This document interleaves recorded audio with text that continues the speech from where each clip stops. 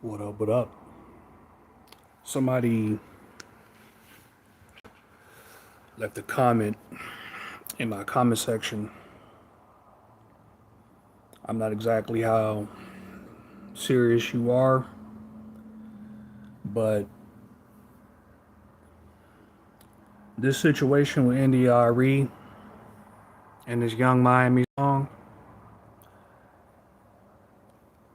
I think it shows perfectly the difference between people who are trying to do the right thing and, at the very least, just,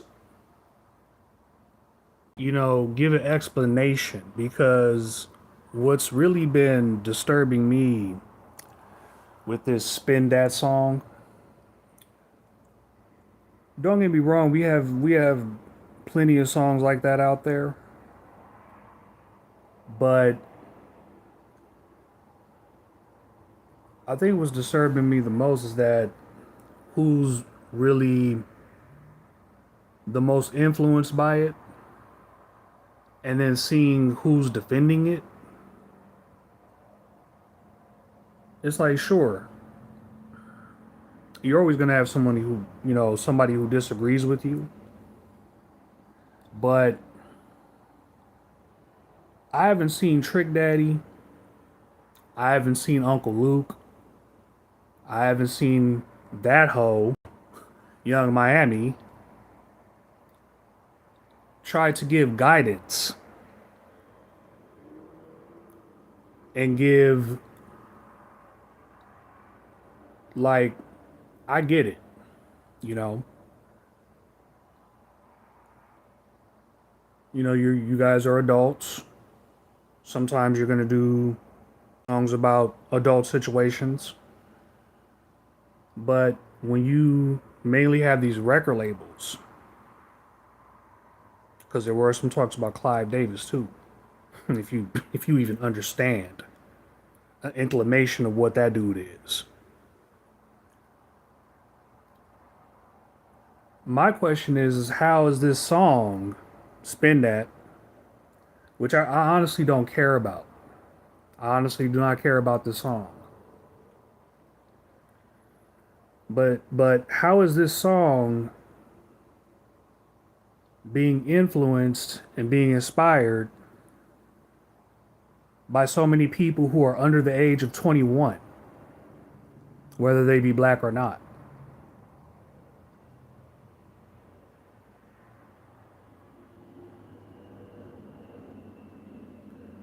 I'm also not gonna sit here and pretend like everything has to be a certain way. But when you are intentionally promoting a song to an age verified group of people in the middle of all this age verification shit, in the middle of this, we want to protect the kids, but yet I'm seeing so many of these kids singing an adult song that they probably like. It makes me question a few things, like, where are their parents? Are their parents allowing them to listen to this? Are their parents explaining this to them? Because this is a lot of young children who don't even understand comprehension or common sense. They're too young to even have an adult conversation, and they sing in this song. If you listen to this song,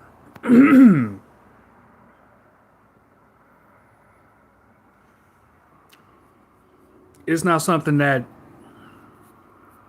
young girls need to be singing in sequence. For those of you who love this song, you can love whatever you want, but I'm just gonna call it like it is.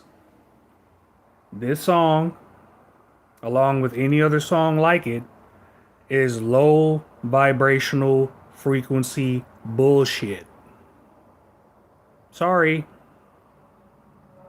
You're going to have people who love the song. I understand that.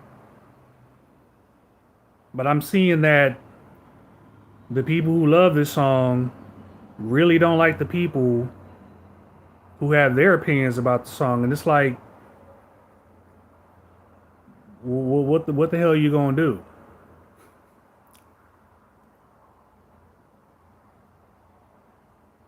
Like, I'm just here to tell you, man. Shit is it's low vibrational frequency music. Can you make music like that? Well, shit, you could go listen to my mixtapes. I'm not always talking about the most positive shit in the world. But I also make it very clear that the mixtape that I make, that any kind of rap songs or anything that I'm singing about, I make it very clear that this is TVMA. This is rated R. If you are a parent, use discretion. It is entirely your discretion. Because I don't need the government for age verification. That's what parenting is for.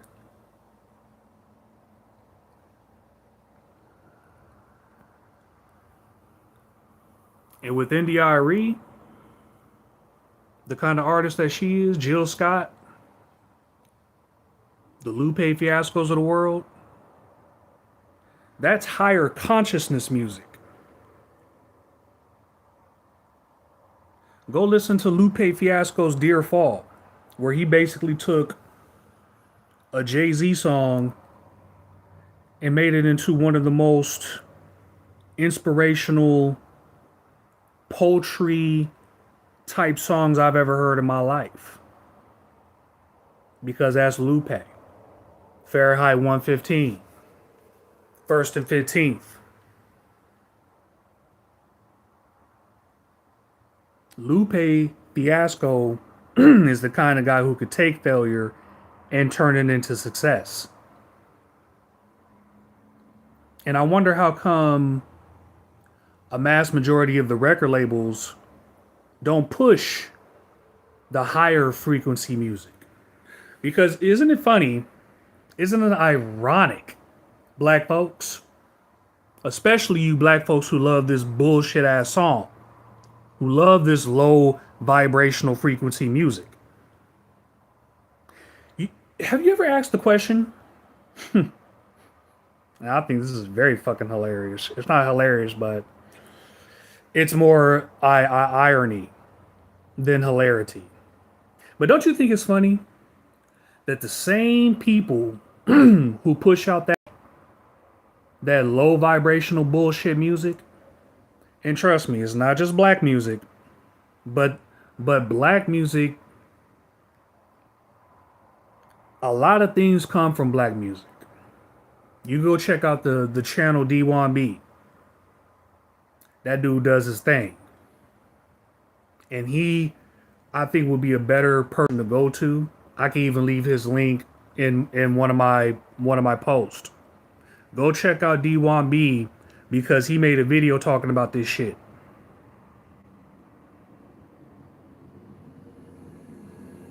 Isn't it ironic that the same people who put out this low vibrational music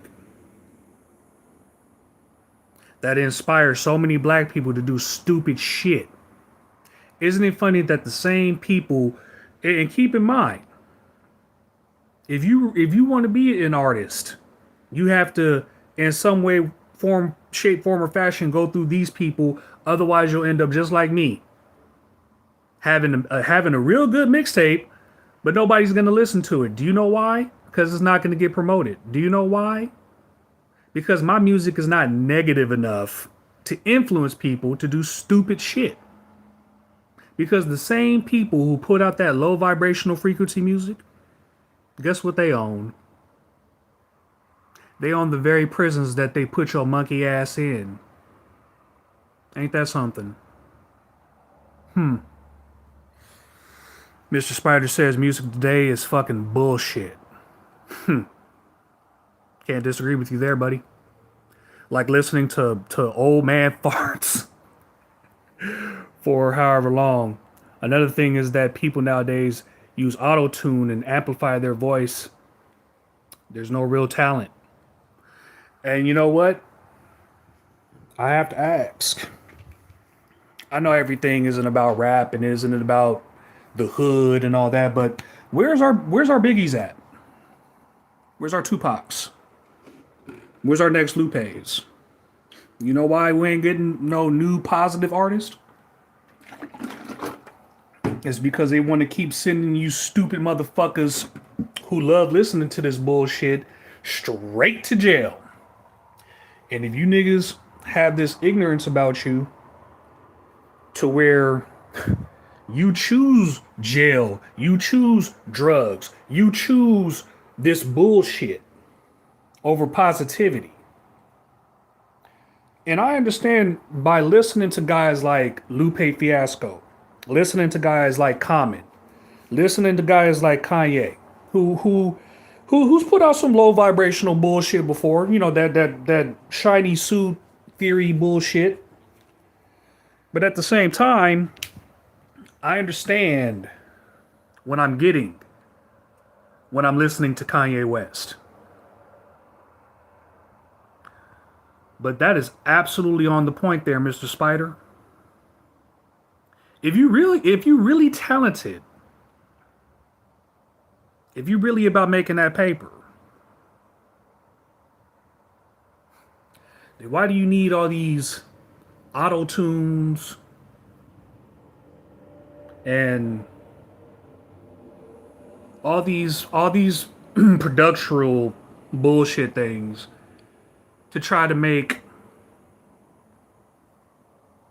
to try to make yourself sound better in some sense? If you really believe in yourself, then you shouldn't need that kind of music. Mr. Spider says, where's the people that can rap? Where's the people that can actually fucking sing? I'm pretty sure there are people out there who can, but they won't go after those people.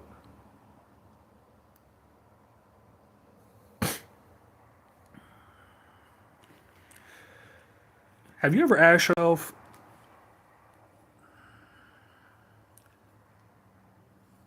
because I think they are hiring Justin Bieber to do a halftime show at one of these FIFA games. Now,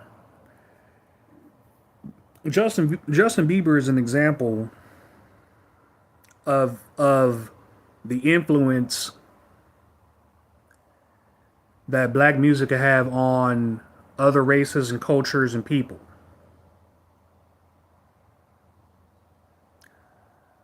Because low vibrational music, ironically enough, influences low vibrational and influences low vibrational artists.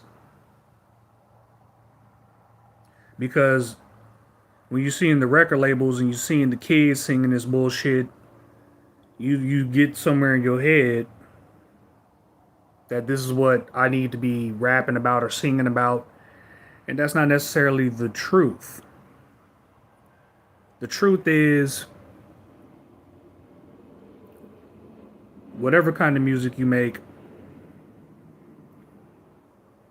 it does need to have a certain particular kind of label on it to differentiate between what's adult and what I will allow my kids to listen to. Lupe is rated PG. He's a rated PG artist. Common is a rated PG-13 artist. Young Miami could put out the kind of music that she's making, but you have to make the differentiation. If I'm walking into a store and my young kid is talking about, oh, Dad, I want to get that new. I'm like, well, that new song is It's it's very mature, my son. I don't think you should be listening to that song. That music is low vibe, and like, and how many black parents, white parents? Because again, low vibrational music just doesn't come from black people. If everyone is discovering that this low vibrational frequency music is just really getting the people rocking, then what you think the future artists are going to put out? And with that question, why do you think we don't even have new artists? 'Cause everyone's like a clone or like a copy, but no one's really putting out anything genuine. No one's actually putting out anything inspirational or influential. You see, and I got this from D1B directly, of the influence that not black music per se, but rhythm and blues and like the shit that black people in this country you in, black people from the female artist to the male art, like from Earth, Wind, and Fire to the Jones Girls. Black folks was putting out angelic shit from, I swear it came from the angels. Because that's the only kind, when you have James Brown out there. James Brown. And he come out looking like Macho Man Randy Savage. Yeah, did it. Does 2 splits. I can't do 2, nigga. I would. I don't think I'll ever be able to bust out a split, my nigga. This nigga did 2 splits. Pulled the microphone down, pushed it, pulled it back up. I mean, and then started, hey, started. You know, rap originally came from James Brown, right?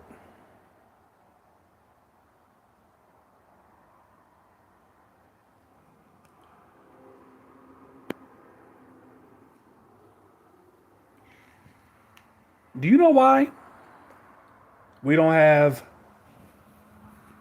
a bass to that kind of music anymore? It's because they're making too much money off of the negative music that influence you niggas to do stupid shit. We were just talking about propaganda in the last video. What do you think the kind of propaganda that is being sold when you got this young hoe, Young Miami? What kind of culture are we influencing when we got, yeah, nigga, spend your money on my hoe ass? What is that influencing? The Godfather, the wrestler, he can't even say he's a pimp because that will offend a multitude of females.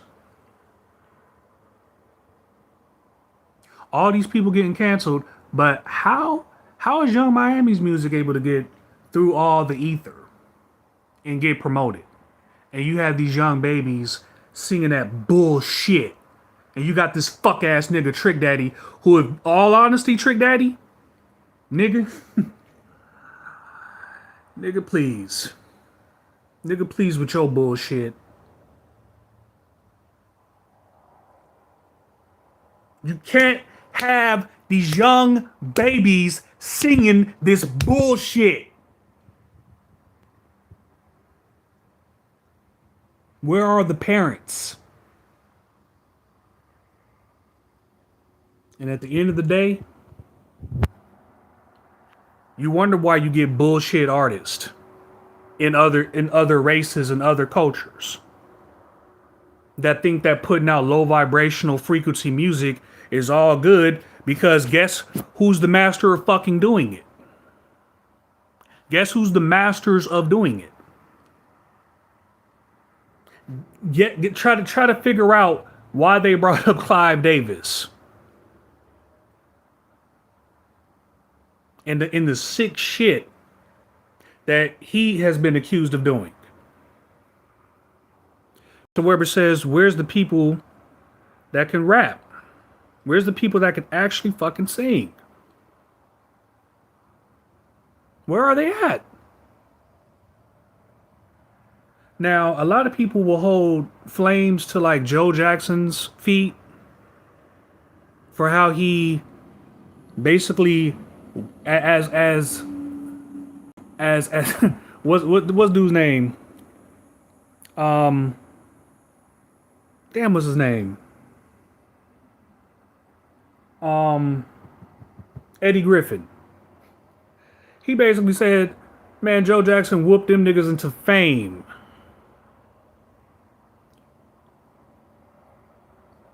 It's called discipline. And sometimes discipline can go too far. But the reason why we got what we got back in the late 50s, throughout the 60s, 70s, and 80s with black cultural music, the reason why we got it, we even from the rappers, like Grandmaster Five and or Grandmaster Flash and the Furious Five. That you can say whatever you want to say. Compared to today's rappers, that is discipline. That is genuinity. It's not even a real word. I just made that shit up, but you understand what I'm saying? That shit comes from here. That comes from here. That comes from the soul. That comes from the spirit.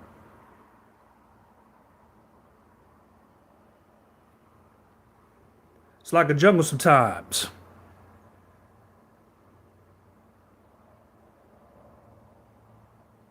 They telling you, they're putting these emotions of how they feel about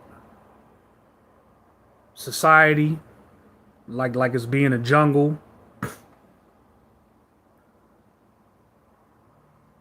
Because that was one of the first rap songs to be produced, along with a hip hop's delight from the Sugar Hill Gang.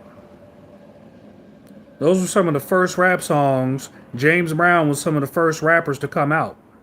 But throughout, right before the late 80s and early 90s hit, what happened to the music?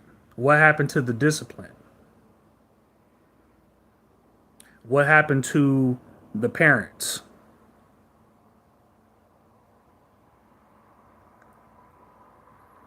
And don't get me wrong, I like a lot of the 90s music. But if you go back to the 90s, especially the late 90s, right before the 2000s hit, Rapper's Delight. Thank you, Mr. Weber. But right before the 2000s hit, you got the gangster rap, you got the drug rap, you got the hustle rap, all the girls shaking their ass rap. You got a lot of that bullshit. And what do you think that influenced?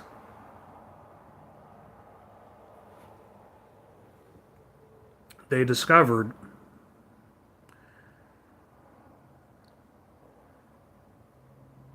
that you can influence people very easily through music. They have been using music as a tool to not just lock in black people. I love it when Don't get me wrong. They are targeting mainly just black people. But when they done with black people, who you think they're going on to next? Who you think they moving on to next?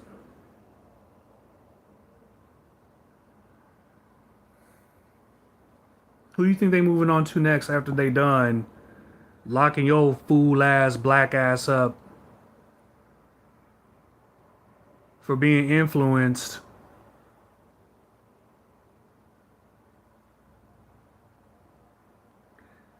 and having your children go along with this bullshit too? Again, you are your own parent. I can't tell you how to parent, but you got to take some form of responsibility for what your children are indulging in. You only brought your kids into this world. And I'm seeing mainly the kids who are being influenced and affected mainly by this low vibrational bullshit. And then you have these fuck ass niggas like Trick Daddy and Uncle Luke because these niggas put out low vibrational music for years. I mean, think about it. His name is Trick Daddy. What you think he what you think he doing? Nigga, he's tricking you.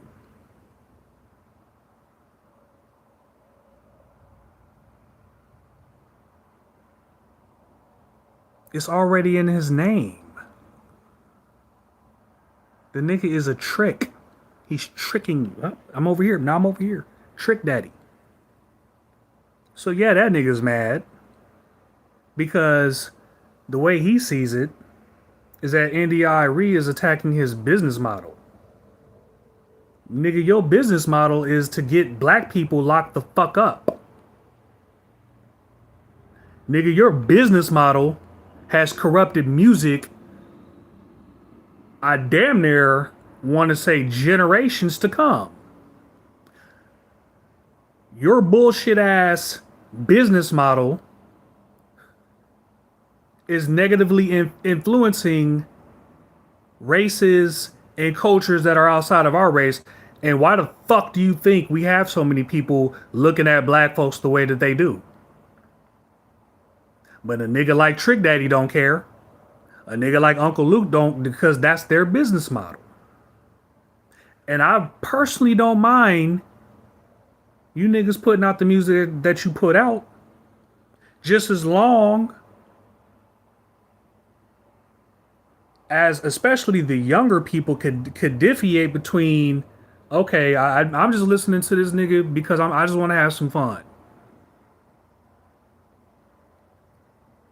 But the way music has been displayed, the way music has been promoted, they're using that shit as a tool to lock your ass up. They're using it as a tool to keep you in the gutter, to keep you in the dumps. Because the beauty of 70s music, the beauty of the Bee Gees, the beauty of the Doobie Brothers, the beauty of all people and cultures and races of people who were influenced by black music.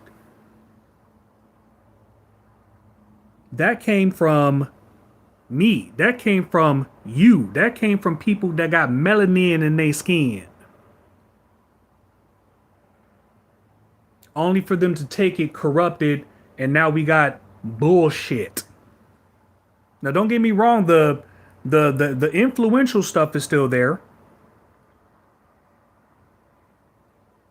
The Lupes and the Commons and the Kanyes and you know, I also like to call it tweener music. Because it's like you got like the diplomats, like Cameron and young Jules Santana.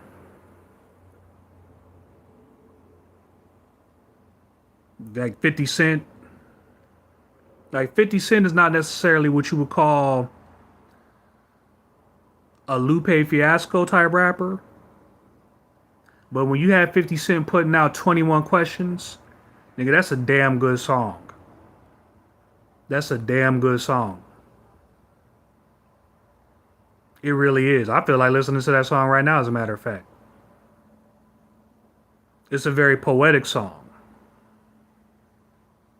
Even though 50 Cent has been known to put out low vibrational bullshit too. But look who he has to work for. Not necessarily Dr. Dre, but the people that Dr. Dre he has to work for. They primarily pay these artists, if they even pay them at all, to mainly put out low vibrational bullshit. So even if you do have a 50 Cent, or you do have, the in-betweeners, they're more than likely are going to put out the lower frequency vibrational bullshit than they ever will put out something that is actually good for the soul. That's actually good for the thought, because listening to 21 Questions, listening to that song will keep a lot of niggas out of jail if you apply what 21 Questions is about.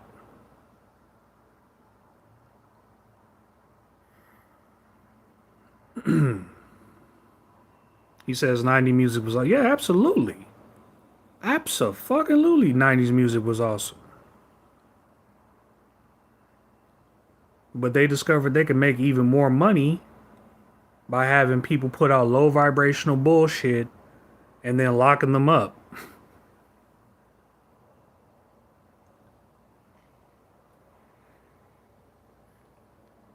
He says Hispanic, Asian, white, possibly. As I listen to that music, Yachty Rock Radio, I've been high several times. It's good. Yeah, man. It's like,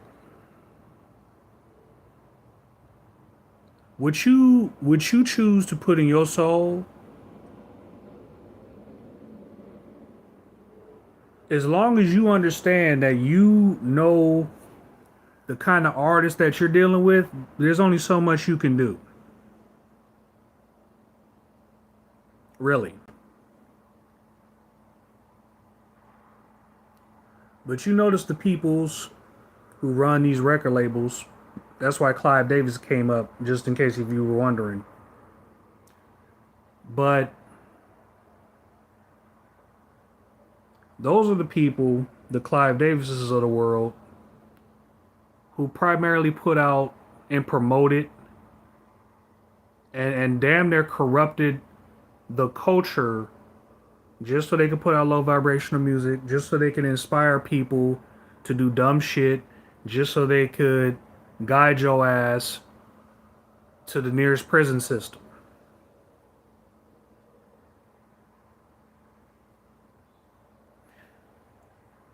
Having niggas being locked up, gang culture,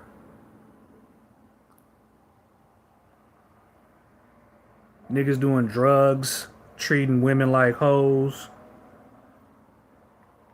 Why does this kind of bullshit get promoted in music over treating people with kindness or treating people with love?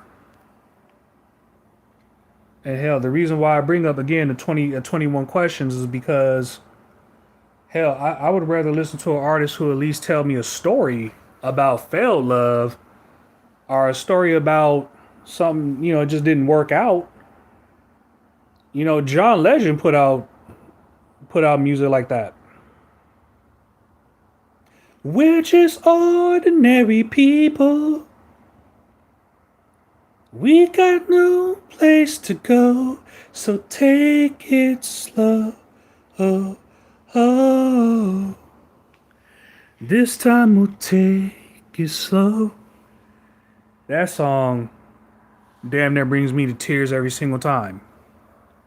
My grandmother used to play the piano, And boy, you talk about her and my grandfather having a relationship. That song just perfectly ensues with so many of our people have gone through. And his messaging, John Legend's messaging, if you just break it down, he's just saying we're just regular people. We stuck to the ground just like the next person. We have problems and we have arguments and but you have to make the choice, that I'm not here with you for all the negativity and lusting after you or any of that. Like I am just an ordinary person. I make mistakes like the next man. Man, such a deep ass song, bro. It really is.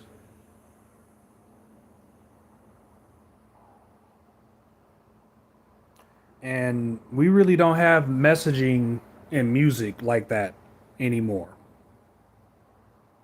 Because I'm not saying because I kind of get I kind of get I'll give Trick Daddy and Luke their flowers. No, we can't sing about the same damn thing all the time. No, we can't just put out positive shit all the time, every day. And that's exactly why you got people like John Legend.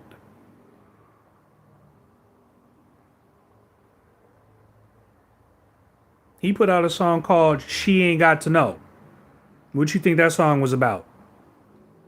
You think everything that John Legend was singing about was the most positive shit? No, there was a message in that song. There was a message in the music that he was putting out before, of course, the record labels corrupted him. But when it comes to music, to be real with you, you can only put out so many hits. You only got so many messages.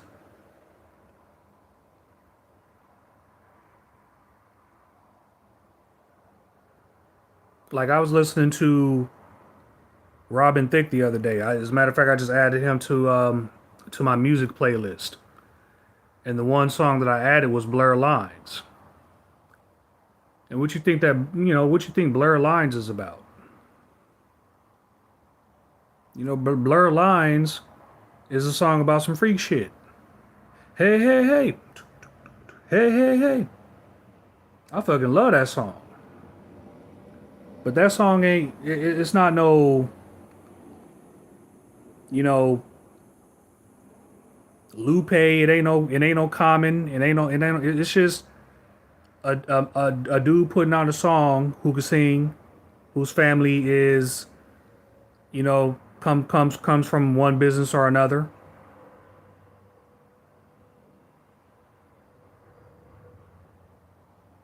You don't always have to put out the same old, same old. That's not, as a consumer, that's not what I'm asking for. We could get a little gangster from time to time. Isn't it funny how they don't mind putting out gangster music, but isn't it funny how they have problems with music like what Ice-T was putting out? Our Public Enemy, Fight the Power. They don't want you fighting the power, baby. They don't want you fighting against the system.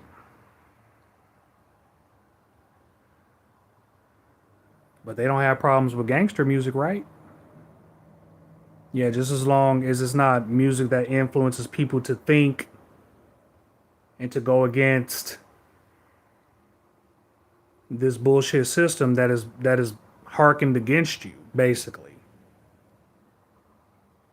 They will much rather influence you to listening to a Young Miami as opposed to a Public Enemy and talking about fighting the power, fighting the powers to be.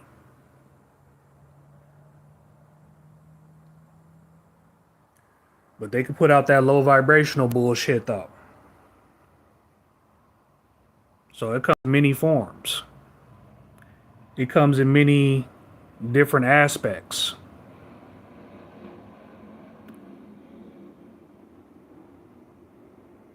And mainly to me,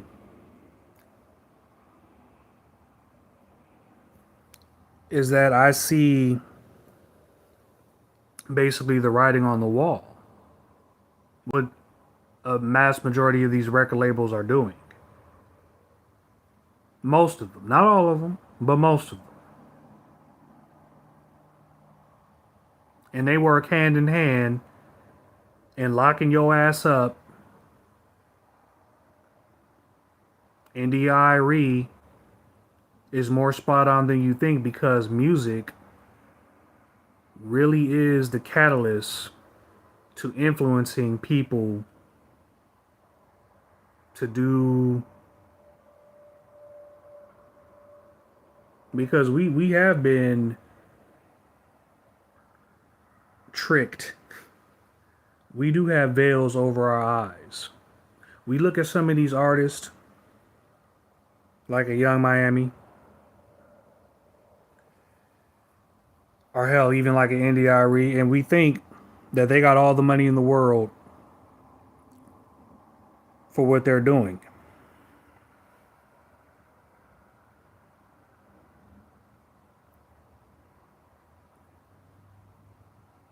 You don't understand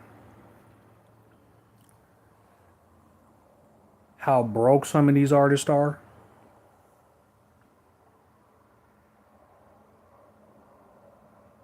Only for them to put out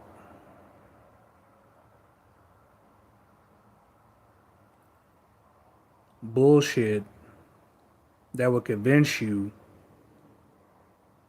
that what they're doing is somehow making them money, or what they're doing is somehow a good thing.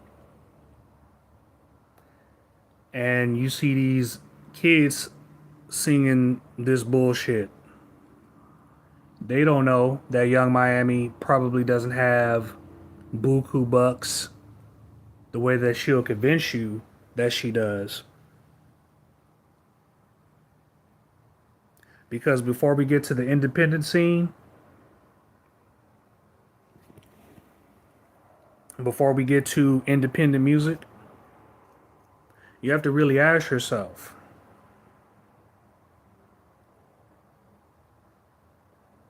why do these artists have to go through these record labels in order to put out the kind of music that they put out?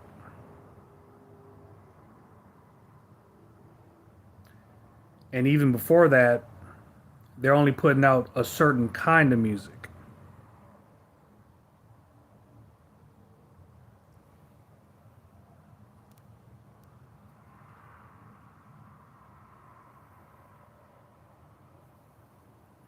Like you look up what Whitney Houston went through, NDIRE, being young and influenced by this culture.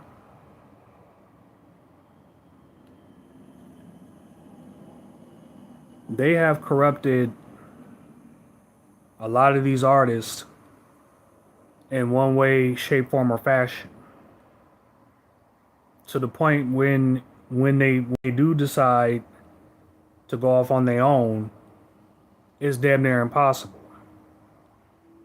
Because they're so attached and provided for by these record labels. But they wasn't getting paid the entire time. They were just selected and chosen to be put in front of you to sell you a message.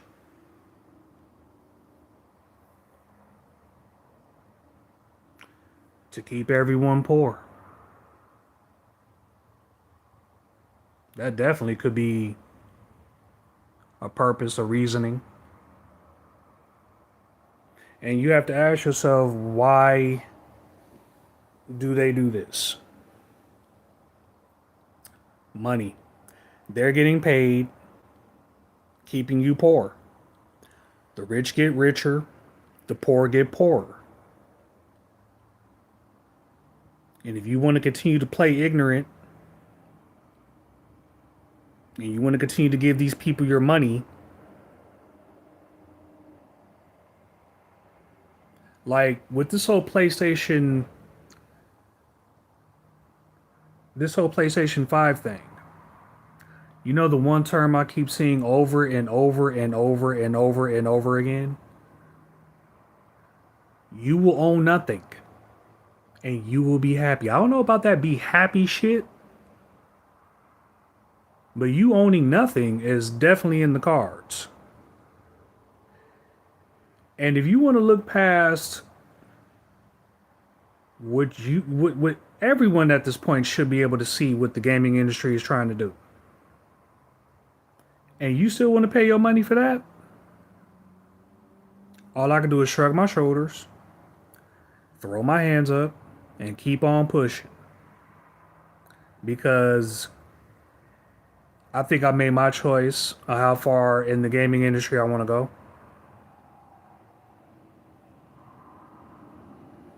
They really, they don't want you to own a physical copy. Now I understand if it's for, expenses, because making these discs, it does cost money, but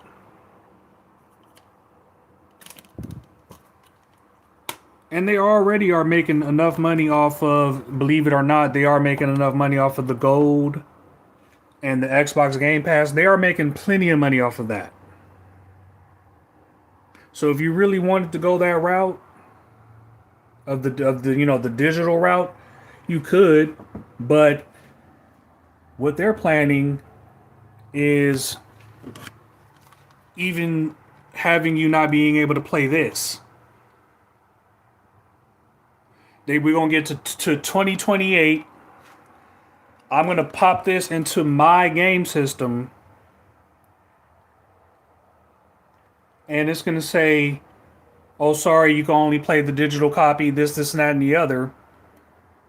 And then I will have to re-buy this game again.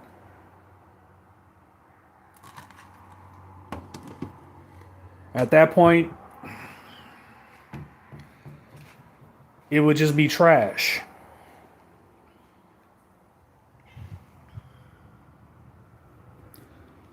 One example of why it's bad for everything to go digital is a game I've just recently played. You guys could look it up right now. But Sonic Origins. And I think it's only 3 levels. Just 3.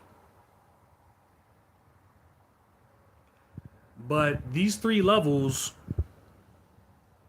change the songs to them. Now, if you own the Sega Saturn and you owned the original Sonic the Hedgehog, Sonic, collection, they did right by the product. They didn't make any changes. They didn't, we have to worry about this and that. The excuses they're giving you is bullshit. It's practically to a point where they might as well just say that they just did it just so they can do it. Because Michael Jackson, you really think he has something to do with Sonic 3? If he did, that's good. But it's like, nigga, we're in 2026.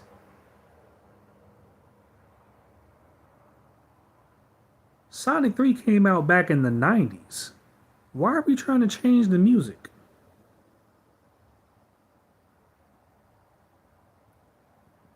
It's been explained to me in a multitude of ways,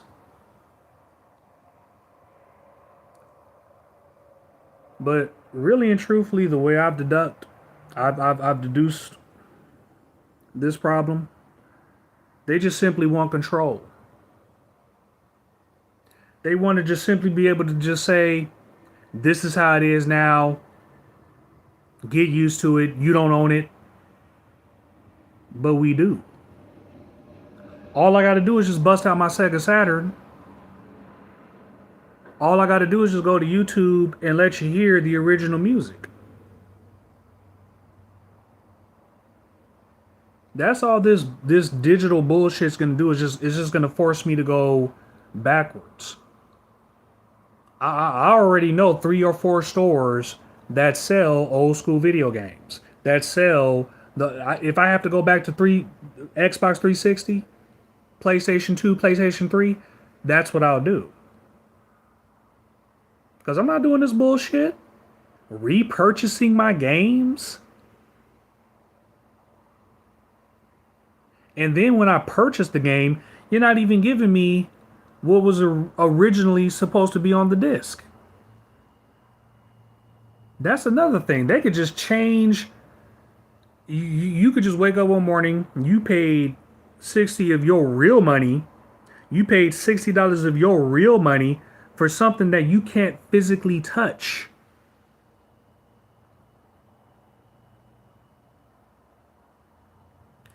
And they changing shit on you. The original music don't sound the same. And who knows what else other bullshit they can do. It's bullshit, folks. That's why to this day I still refuse to buy an Xbox XS. I still refuse to buy a PlayStation 5. I don't want anyone buying a PlayStation 5 for me. You could keep it. Thank you very much. Maybe, I don't know, but no desire for it.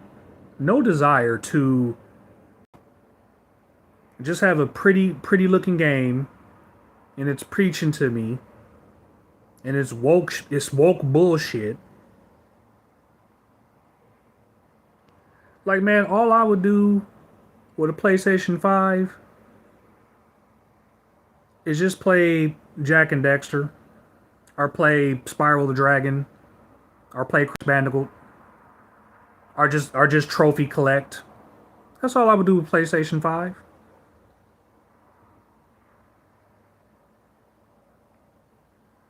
But that's a reliance of keeping it original, keeping it genuine, keeping it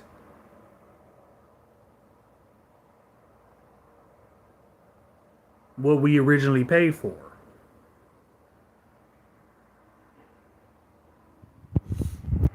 See, we got a dude up in here saying, "Are you playing Arkham Knight next?" When I get to Arkham Knight, we would have already played all the other Batman games. Wink, wink. Because we getting ready to get started with some Batman, baby. Oh yeah. We getting ready to get started with some Batman, baby. I gotta have some Batman. I know you talking about Spider-Man. I'll try to get some Spider-Man if I could get a PlayStation 3 or PlayStation 4. I'll do some Spider-Man. But right now, baby, I just got my Xbox One, and we can do some superhero stuff. But it's just we really have to hold accountable these people who are pulling the strings. We really do. I'm not saying boycott, but if you are not a parent asking some serious questions, then hey man, I can only tell you so much. I can only have a conversation with you with so many things. But yeah, repurchase an Xbox 360, repurchase a Dreamcast. I'm planning on getting me a Sega Saturn.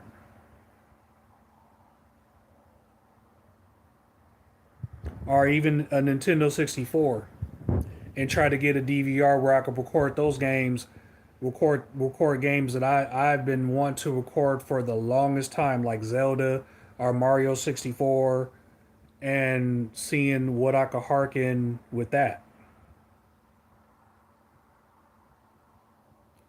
Are there some new games on PlayStation 5 that I have interest in? Yeah, but it's bruh, it's not really all that worth it, man. And plus, I still got a plethora of games to play on just this Xbox. Like Crash Bandicoot trilogy is on here. Spyro the Dragon trilogy is on here. I don't need to buy a PlayStation 5 to get Spyro and Crash Bandicoot. I have it right there. The only thing that like I go to the store and purchase the fourth Crash Bandicoot game. Because after I'm done with the trilogy, that's my ultimate goal is to play the fourth Crash Bandicoot game. But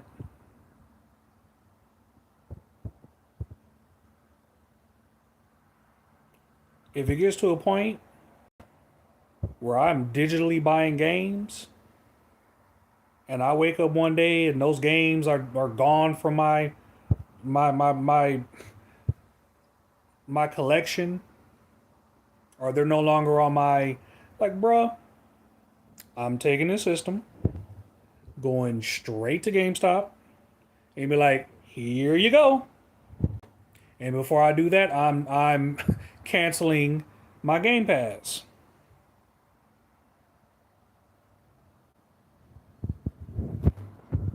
Yeah, we putting Crash on there. You kidding me? Yeah, Crash Bandicoot. Me and dude, me and Crash Bandicoot go all the way back, man. We go all the way back to when I was like 12, when the PlayStation 1 and Crash Bandicoot 2 was barely coming out. Hell, the PlayStation 2 was just barely dropping. The PlayStation 2 is one of my favorite systems because you have like a lot of the three-dimensional DBZ games. You have the Spirals, the Crash Bandicoots. You have Spider-Man. You have a plethora. Like Ultimate Spider-Man, I think is on PlayStation 2. And then Web of Shadows, and you can have Web of Shadows, Ultimate Spider-Man, and a plethora of Spider-Man games, all on just PlayStation 3.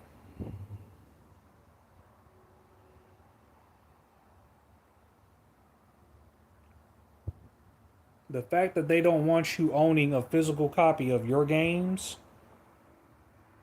simply means that they just want to own a physical copy of you.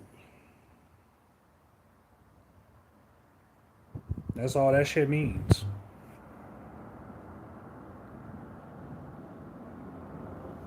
I could live without video games, folks.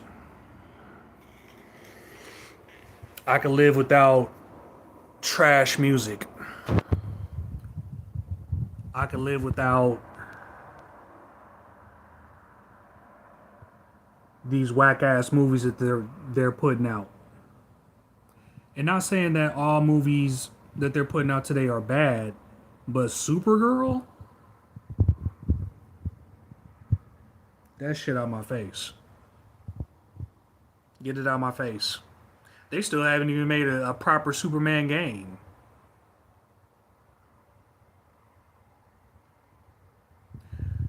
When you live in a world where the shit that's new is worse than the shit that you already got, at least in my mind, it's time to stop playing keep up, baby. I'm not playing keep up.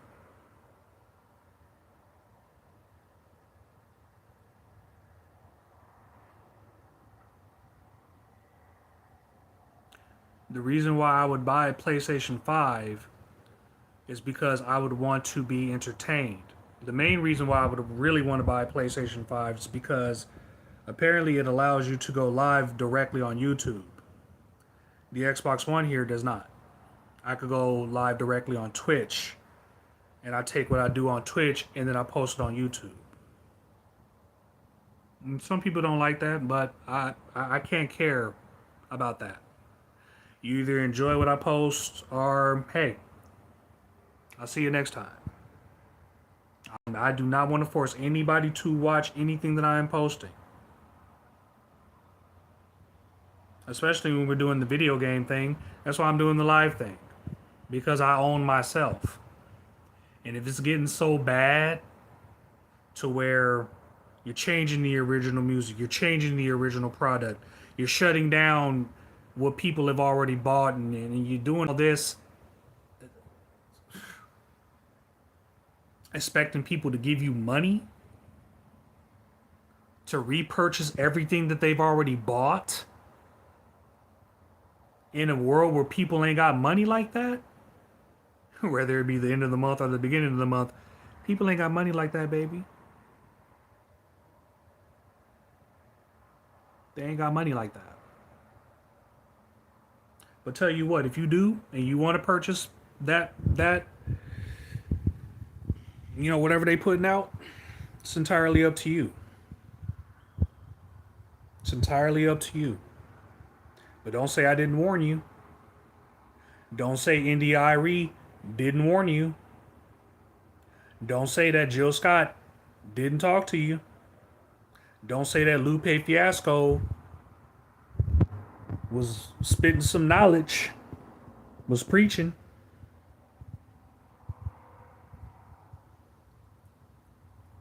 Hell, even Kanye West tried to change up because he saw what these record labels were trying to turn him into.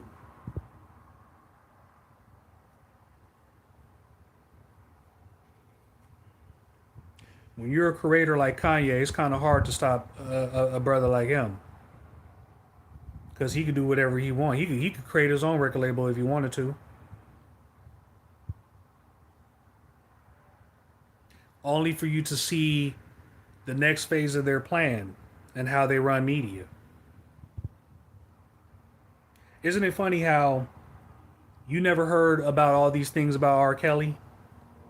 And then all of a sudden, you're hearing all these things about R. Kelly. That's because R. Kelly did something or said something that they didn't like. How did Diddy end up in jail without a warrant? How did Diddy end up in jail without a warrant? If you are saying that Diddy is doing all this bullshit, where's the evidence? If he's doing it, the evidence should be there, right?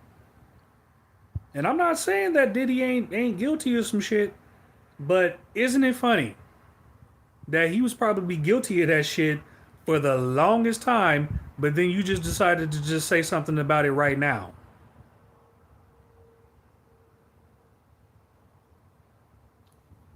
I'm just saying, folks. We as human beings, no, we're not perfect. That's why I like songs like Ordinary People.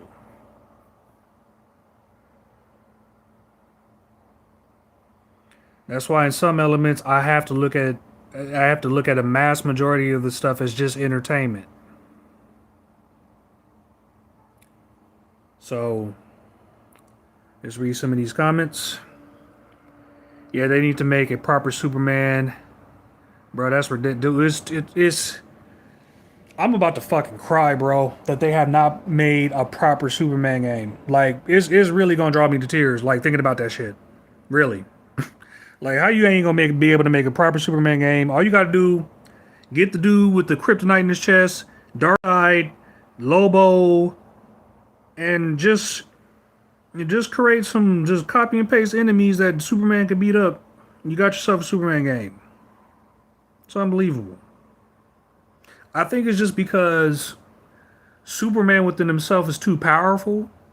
But shit, figure out a way to kind of bring him down a little bit. You know what I'm saying? He ain't got to be the super duper whooper man in the beginning of the game. Nigga, create a system. Superman can only fly this fast. With enough training now, he can fly this fast.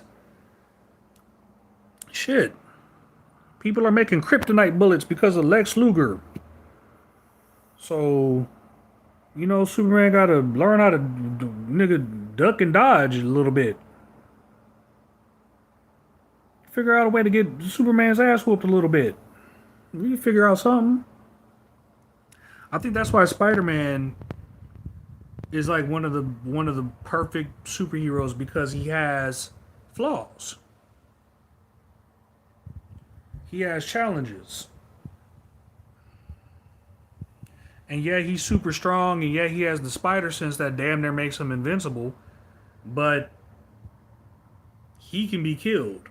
He could be hurt. He could emotionally be affected. You could go after his family. Not a good idea. I wouldn't recommend that shit. But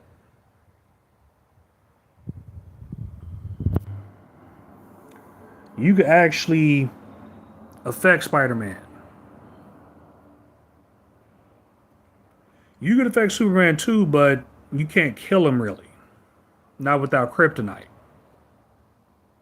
Or not without like a red sun or something like that. So I don't know. Maybe they should figure something out. Make a Superman game where they have like, he's on a planet with a red sun or something. Like he can still do all the things that he could do. It's just that, not to the point of, challenge, or lack thereof. Because I think that's the only that will be the only problem with a Superman game is like, is there any challenge to this game? Is there any challenge to the villains? And I tell you right now, proper villainry in the Superman game is either gonna make or break it. It's either gonna make or break that Superman game. But let's see. What else you talking about? Says I don't think you could beat Super Mario Odyssey. I could beat any game if I'm given enough time. You could beat any game.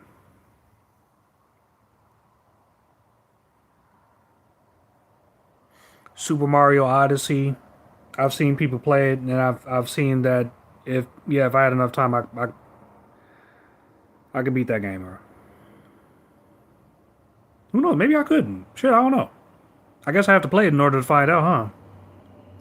It says oh, so you did speak on. Yeah. That's what this video is about right now. And yes, I did listen to that low vibrational frequency bullshit, and it's just that low vibrational frequency bullshit.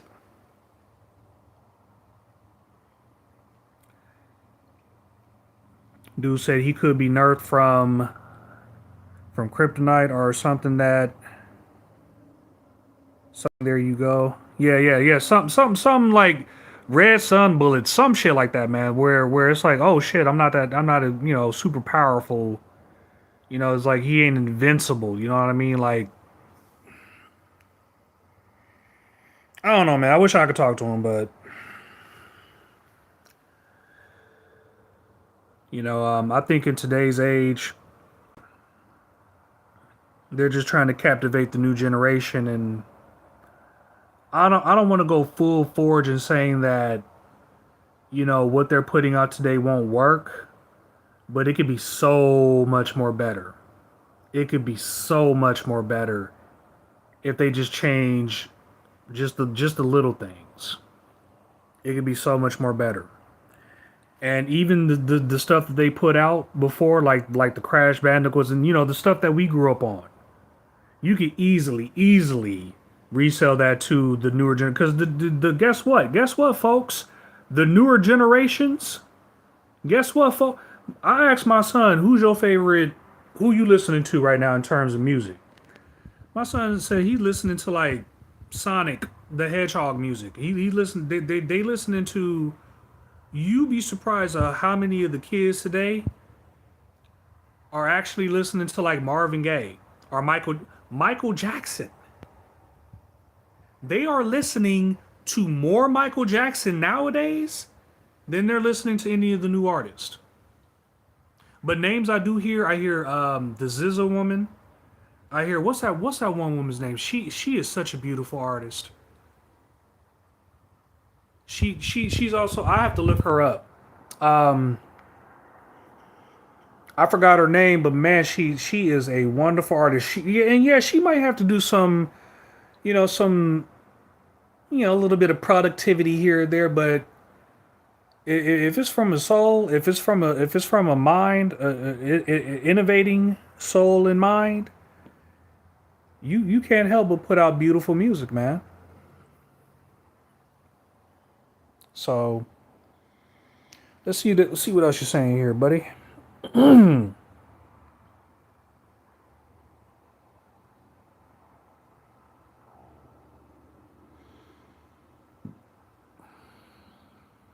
He could be Nerf from Kryptonite and Lex Luthor, not Luger. My bad. He giving him the torture rack. Tap out, Superman! Tap out! You try to get that motherfucker to tap out. My bad, man. Yeah, it's Lex Luthor. Lex Luthor or Lex Luthor. Yeah, I'm thinking about dude from the WWE. I'm thinking about that dude, which I'm trying to push dude a little bit because Lex Luthor is only a legend. But hell, I practically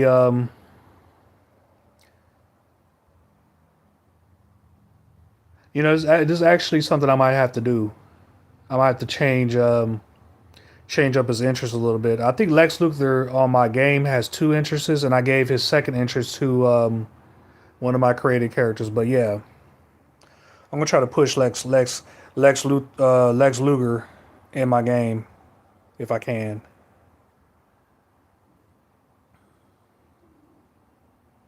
But yeah, man, that music is it's just low vibrational. You could call it whatever you want to call it. The people who like that music could call it whatever they want to call it. Trick Daddy could get mad as he want at me. Uncle Luke could get as mad as he want at me. I'm sorry, but gentlemen, you two specifically have been putting out low vibrational music.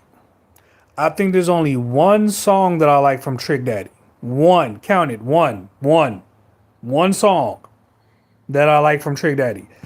I don't know what the world gonna do, but I know one thing that baby, cause I'm a thug all day, every day, baby, cause I'm a thug.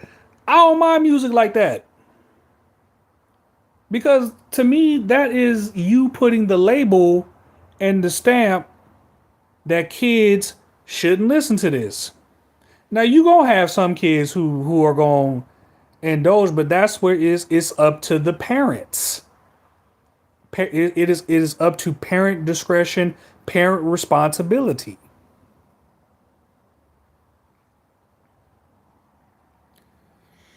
And you also have to keep in mind, there's quite a few young people who they're not thinking about this bullshit. People in their 20s and their late 20s, early 20s. They're not taking this thought process to the next level like that. But at the same time, there's a difference between a ninja who listens to that music and a high vibrational person who listens to that music. You see, a nigga is like, oh, what, you don't like Trick Daddy and blah, blah, blah, blah. No, nigga, not everybody's gonna like the music that you like. Sorry, people that listen to Garth Brooks, people that listen to modern day country music, they fucking hate rap. I think there's only been like 10 rap country collisions over the past decade. No, don't get me wrong. You get some rap and some country together, and it can sound good. But the country people, they fucking hate with the nigga. My lips went white when I said Nigga, they hate rap music. So I'm sorry, Trick Daddy. I'm sorry, Uncle Luke. No, not everybody's gonna like your low vibrational bullshit. Just like you don't like everything that Jill Scott put out. You don't like everything that India Irie put out. To be perfectly honest with you, I don't like everything they put out either. But I would rather way more prefer India Irie than a Young Miami or a Trick Daddy or a Megan Thee Stallion or any of this low vibrational bullshit. Hell, I would take a Jay-Z over any of that bullshit. And there's plenty for me to look at Jay-Z and not like that nigga for.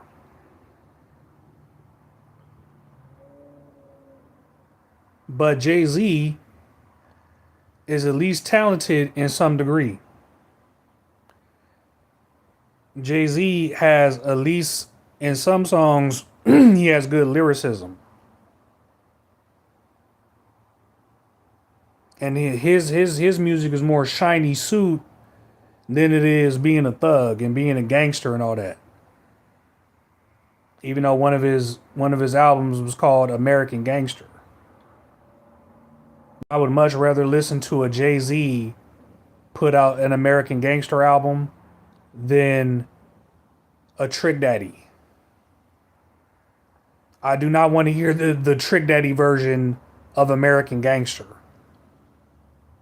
Because I think Jay-Z, even though he's done quite a few things that I disagree with, at the end of the day, I think Jay-Z understands the difference between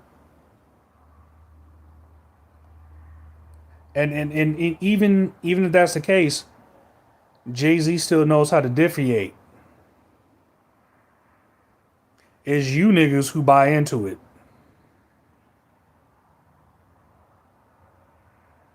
Jay-Z's a billionaire because he don't buy into it. He just make to him, it's just like making a movie. You ain't got to be a thug to rap about gangster shit. Common wasn't gangster when he put out some gangster shit. Jay-Z is definitely not gangster. I don't give a fuck who say what. He a good rapper. He's a very talented rapper. That nigga is not no gangster. He ain't no gangster. He ain't no thug. He is not a thug. He will never be nowhere near what a Biggie was. Or a Pac was. But one thing Jay-Z knew, he had to one way or another figure out a way to get them out the way. And it looks like life took care of that for him. Because there's a lot of conspiracies behind that too. Because isn't it funny how when Biggie died, Jay-Z sounded kind of like, a little bit like Biggie. Just a little bit. Saying certain phrases that I would expect Biggie to say, that Biggie would say. Jay-Z is now saying. There's been a long conspiracy about that. I'm not gonna get too deep into it, but yeah, sometimes you do have high frequency people putting out low vibrational bullshit, but they know how to differentiate. They know how to distinct between I'm just an artist putting out art and a nigga like Trick Daddy who will get mad at you for not liking his music. Like, nigga, you're not an artist. You're not putting out art. You're putting out bullshit. Sorry, Trick Daddy. Not sorry.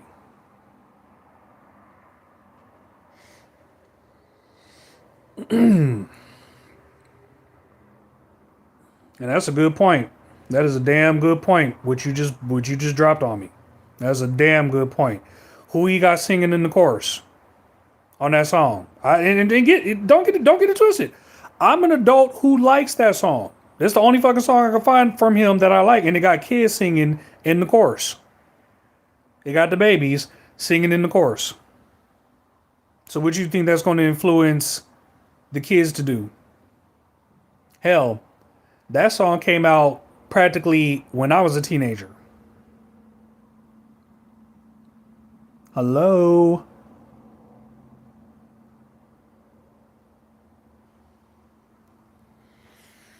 If that's the only song that I could listen to from that nigga and actually like, how do you think that became the only? How do you think that became the only song, folks? That's a damn good point right there. Yeah, but the song is fire. But yeah, very damn good point. He said, he said, nah, man, rap country collabs are whack, bro. Hey, look, that's your perspective, man. It's your perspective. You know, I don't mind it. I'm not gonna completely crap on country music because I really did like um Johnny Cash. I was even listening to some Johnny Cash even before he came out with Hurt Myself, which is, you know, basically his more most known, most popular songs damn near of all time.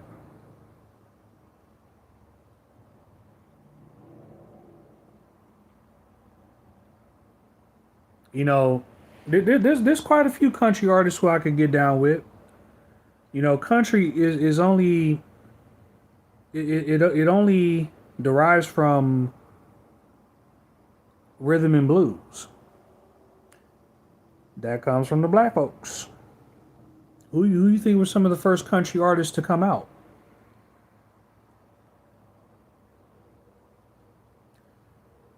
A mass majority of the music that is that is influenced and influencing,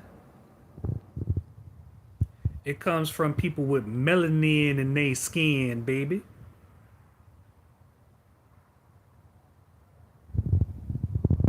Why do you think you have so many white people who have been influenced by what black people have done? And I give respect to those who do give respect.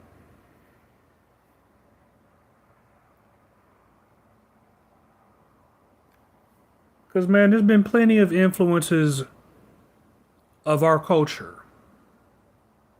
Hell, you a wrestling fan, right? I'm pretty sure you heard of the American Dream, baby. You know what New Jack said about dude? Because a lot of people don't know this, and it's strange that a lot of people don't know this, especially that Cody Rhodes brought it up. But Dusty Rhodes was a part of ECW for a good minute. He was part of ECW. And even way before then, New Jack used to tell this story, but I kind of already figured who influenced the American Dream.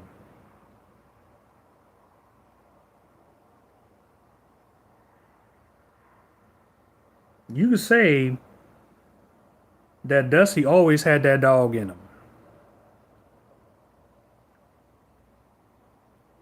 You can see it through the kind of women he was hooking up with.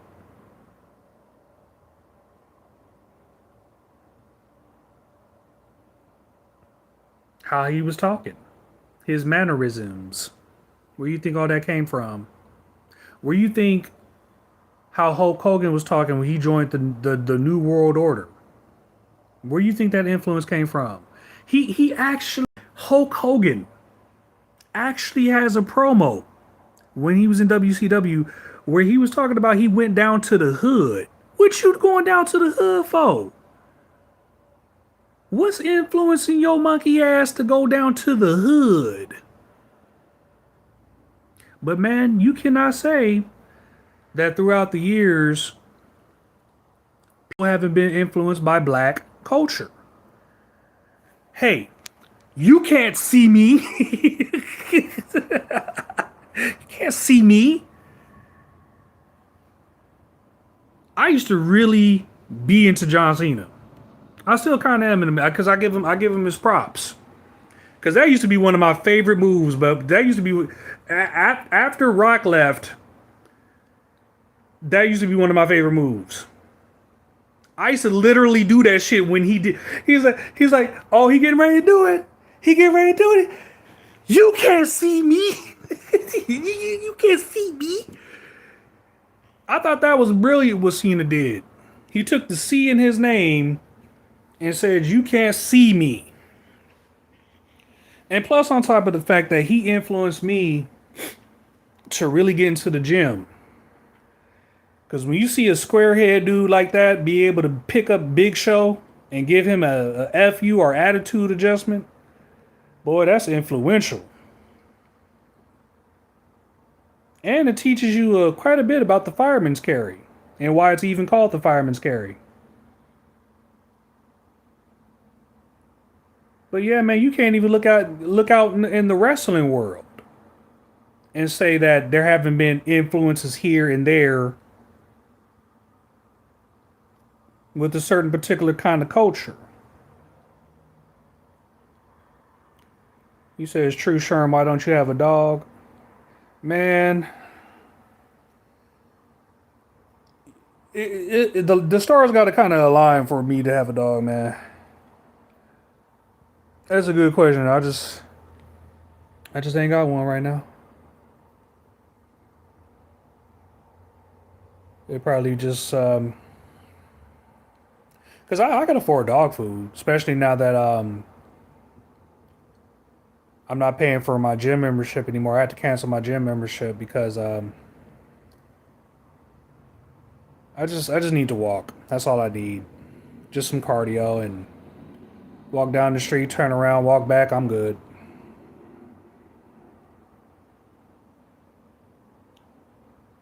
But yeah, man,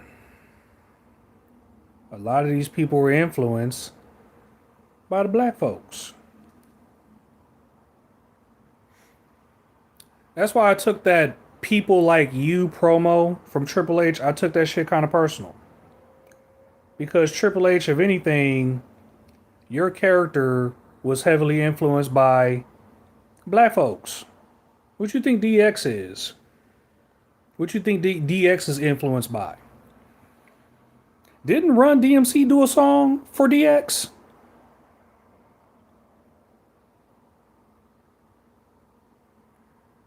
I can only widen my eyes so wide, baby, to give you a clue.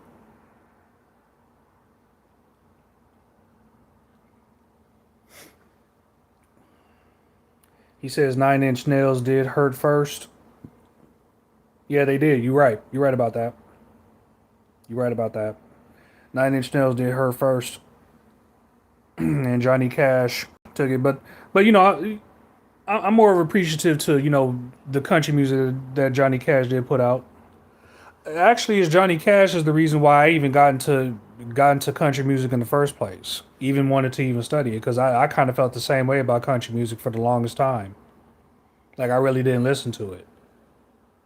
But that kind of goes back to the video we just put out.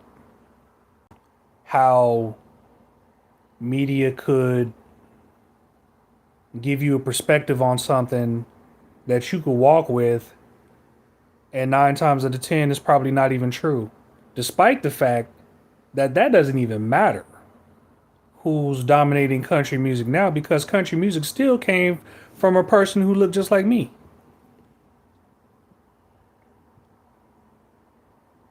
So for everybody who don't like the black folks or have something against the black folks, just keep in mind when you listening to some Johnny Cash, you practically listening to someone who was influenced by black folks. It does tickle the hell out of me how racial some people can get. It's like, nigga, what you getting racial for? But I mean, don't get me wrong. I know a lot of you white dudes who really love some big old black titties. I exposed some of y'all. I'm like, I thought you was a racist. You really love black women. You love that jiggly jiggly boy. Shit, what the fuck you think? What you think I got problems with? Why you think the mother of my child is Mexican, nigga? Cause if she had jigglies, I would be simping in a corner right now. All that jiggle and moving and titties and woo! Boy, I'd be corrupted. I'd be corrupted. I wouldn't even marry my wife for no other reason other than she got jigglies. I know the truth. I know the truth, baby. I know the truth. Y'all really into cause you see a black man with a white woman, that's like cliche, right? You know what I'm saying? But when you see a white dude with a black woman, notice how nobody got shit to say. Nobody got shit to say. And I'm like, you know what? Secretly, low key, I don't mind that. Low key, I don't mind that because in one way or another, it's going to end racism. What you gonna call your child?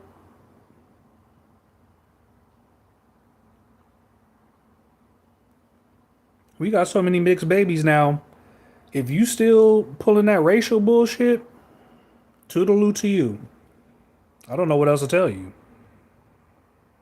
Other than just, hey man, I love you, but I gotta stay away from your kooky ass. Because all I got to do is get me some. Glad you typed that. Glad you typed that.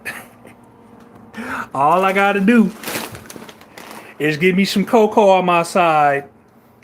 And you into that milk chocolate, baby. That's all I gotta do. That's all I gotta do. All I gotta do is get you some milk chocolate, baby. Shit. Nigga, the reason, nigga, one of the reasons. And don't get it twisted. I love my baby mamas. I love baby moms. You know, I still respect baby moms. I still work with baby moms. I still, because I was there for my son's birth, and I seen what baby moms went through, man. And yeah, she a warrior, boss. I don't care how she feel about me. We had our issues, yeah, absolutely, but she a trooper. She an actual trooper, man.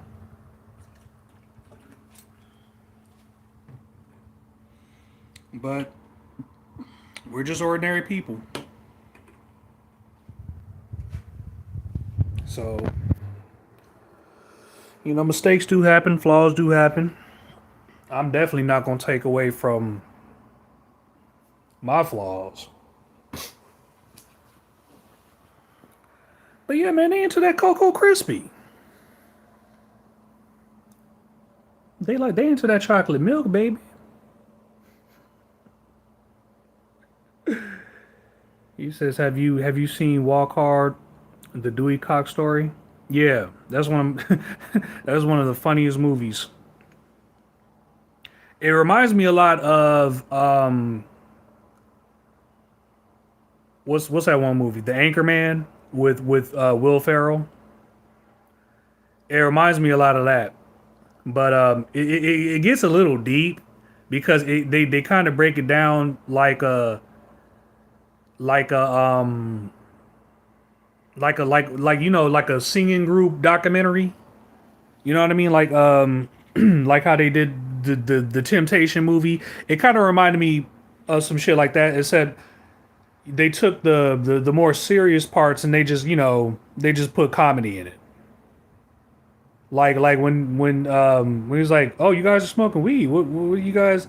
Oh, Dewey. I don't know, man. I don't know if you want to smoke weed, Dewey. I don't know if you want to smoke weed, Dewey." But then he was like, Nah, Dewey. This shit right here is cocaine, Dewey, and you can't do this shit right here. This is some serious shit. And he's like, "Well, I want to do cocaine." It's like, "Nah, Dewey. This ain't what you want." It's like, man, So they went through the series of drugs. They went through the series of problems, and they broke it down in a comedic way, like you would break down, any of those kinds of movies.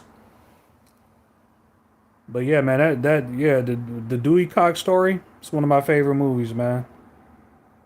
It's one of my favorite movies.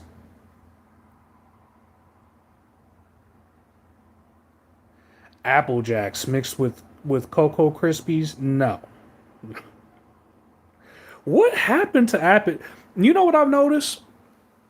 A lot of the shit I grew up with, it just disappeared. Like, do you remember Crunch?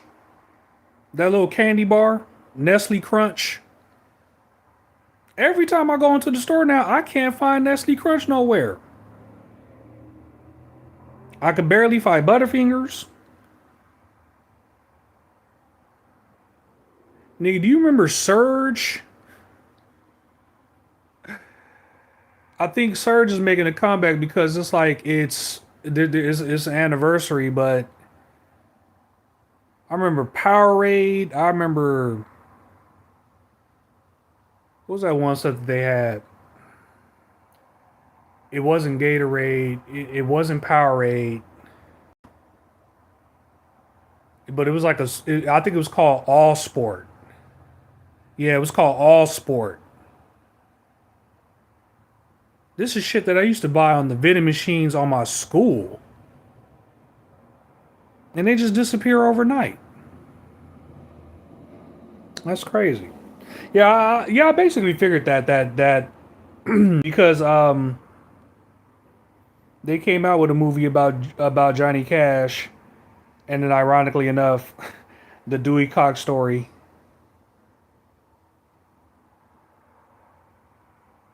Who knows, man? I might get back into movies, man. It's been a while since I sat down and just, I did watch a movie last night that blew my fucking mind, and that movie is called Everything, Everywhere, All at Once. That movie is just woo. That movie is the craziest kung fu movie I've ever seen in my entire life. That movie, and it's free on YouTube. I guess if but I pay for the premium, so I paid my $15-16 a month for YouTube, and I get like ad free shit, but I also get a lot of movies and stuff like that. And I watched that movie. It came out like back in 2021, 22. And yeah, man, that's a damn good movie, man. Whoever wrote that movie, much respect to you, cause boy, you must have went insane. The bagel man, the nigga, the bagel. I'm like, boy, this movie is crazy. But it'll have you thinking too, like, nigga, is you mean to tell me, like, a bagel is the influence for the chakra third eye? You start thinking, is this shit? Could this shit be real? Start looking around and shit, like nigga, are there multiple dimensional versions of me? Then I started thinking, maybe I'm watching a dimensional version of myself already. Maybe that Asian dude that's in that movie, maybe that's another version of me. That's what this movie will have you thinking. It was one of the more craziest movies I ever seen.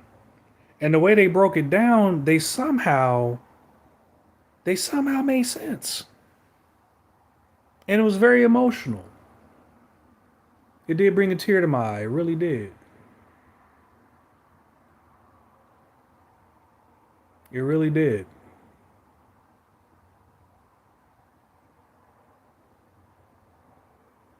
Because, that one scene would have represented to me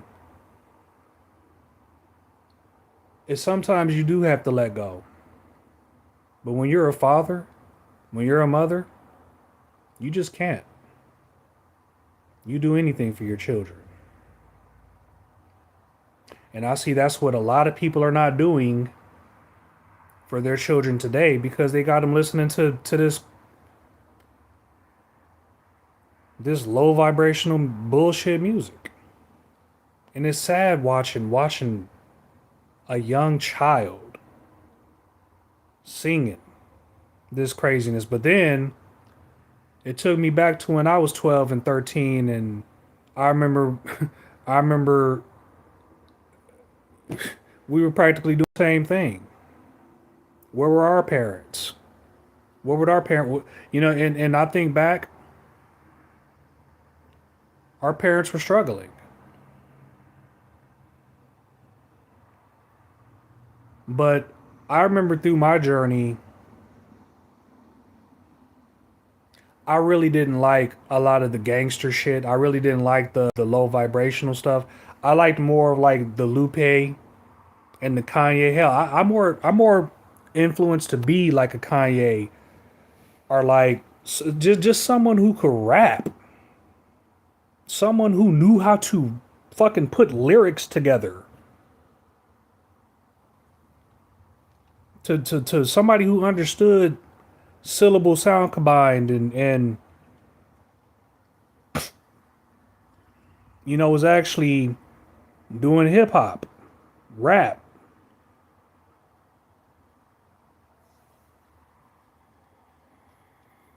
You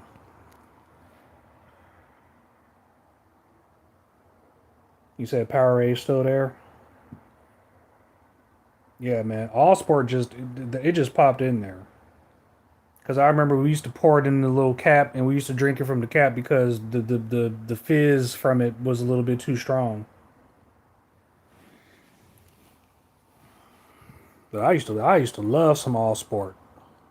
But apparently, what I got from it is what they discovered about it. Apparently, is that it's too sugary. It was too much sugar in All Sport, but it's too much sugar in all these drinks. So I mean, it's okay to hydrate off Gatorade, but I gotta get the Gatorade that doesn't have the sugar, because that's one thing that people in general aren't talking about.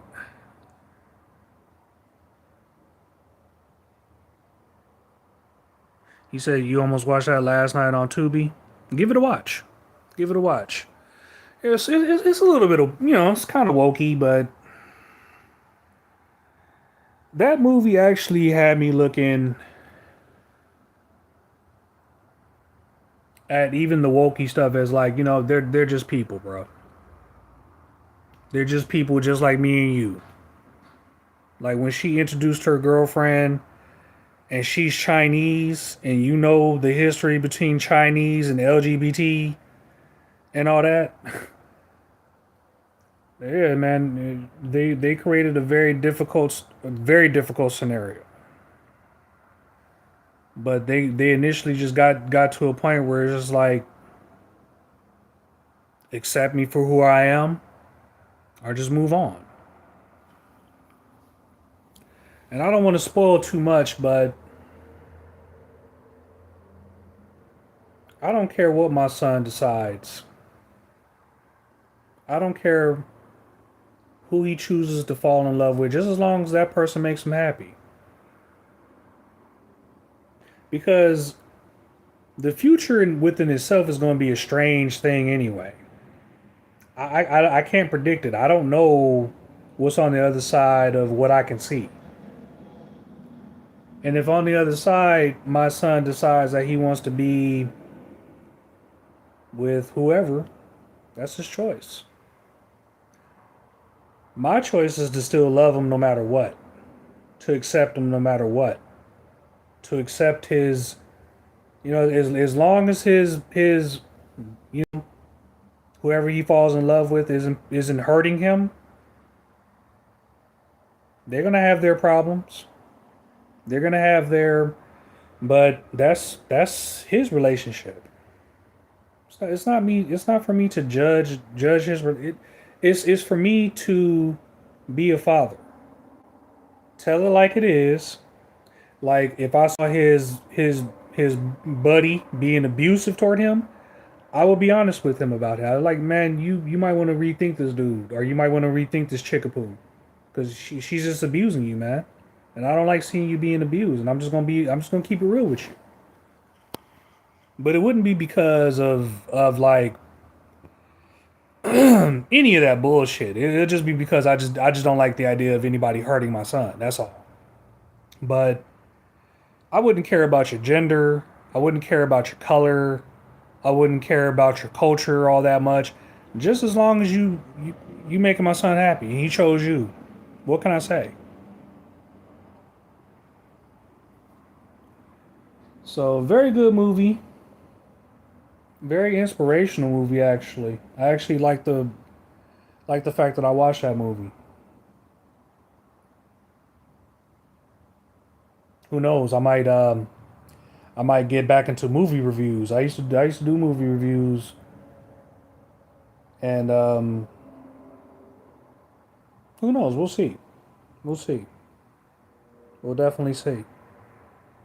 But yeah, man, that movie, it got pretty deep. It got pretty real, and it made me think about a lot of things, and people's emotions and what people go through in terms of their dreams and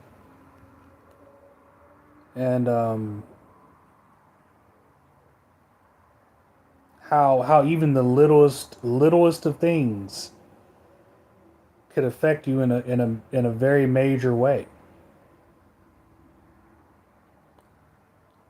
And when you let those things affect you, but then at the same time, when you be real about those things, sometimes you got to be real with your kids.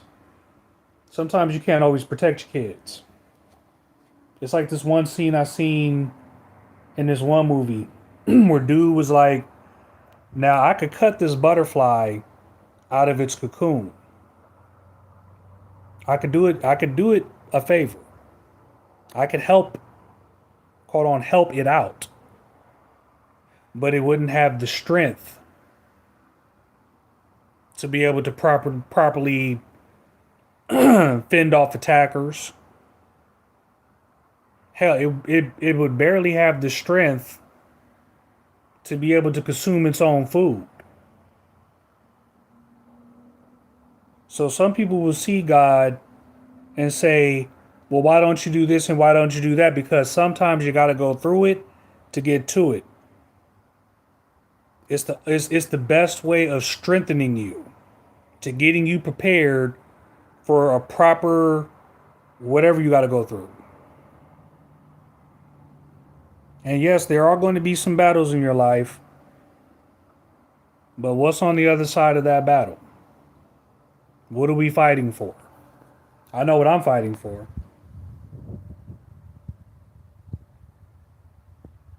And it's not always an easy fight.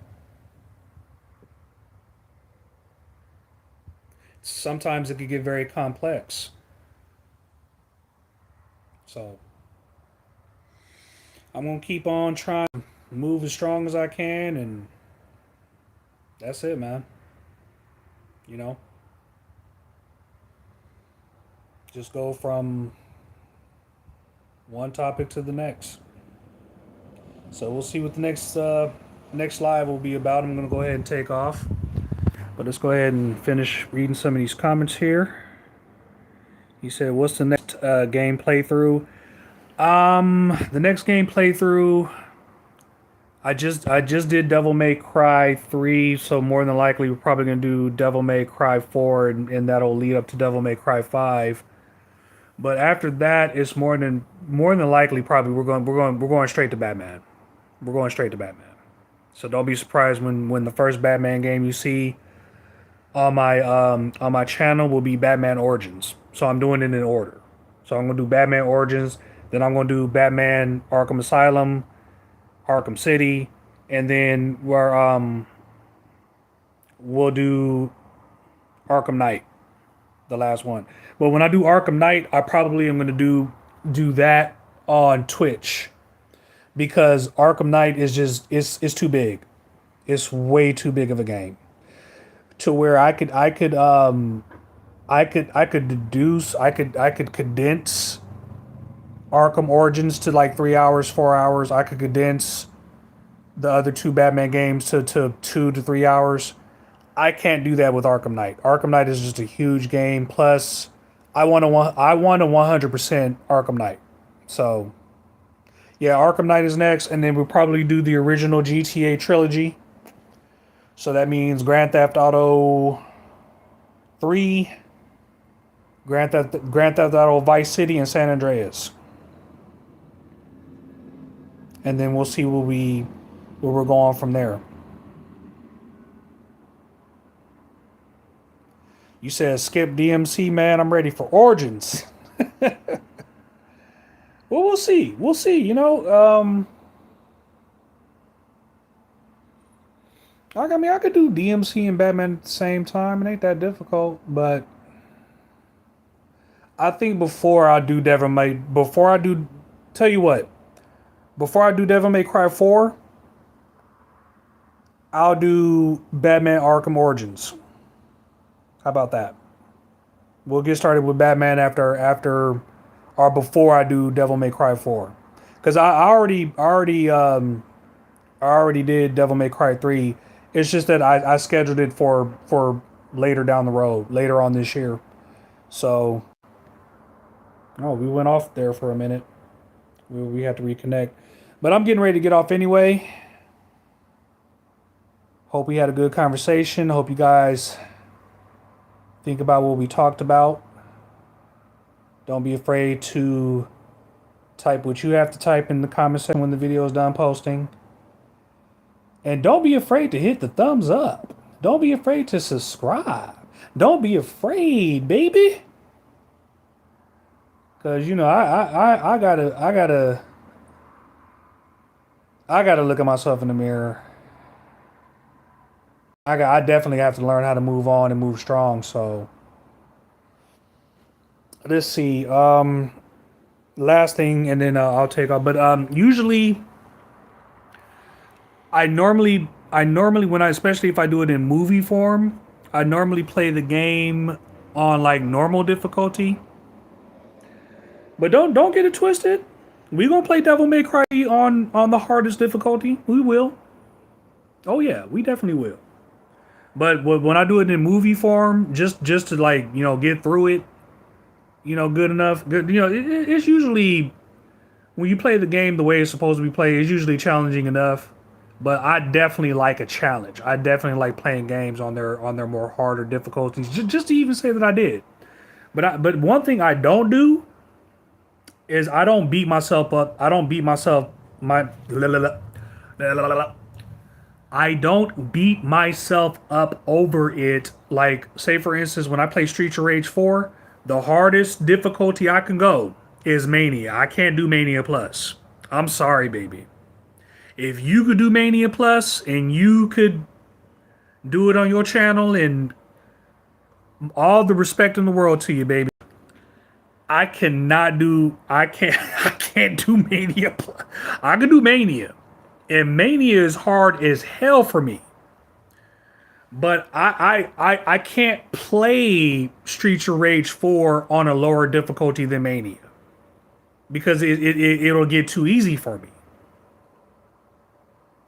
And so I try to find the balance to like, okay, what's the hardest difficulty I can handle?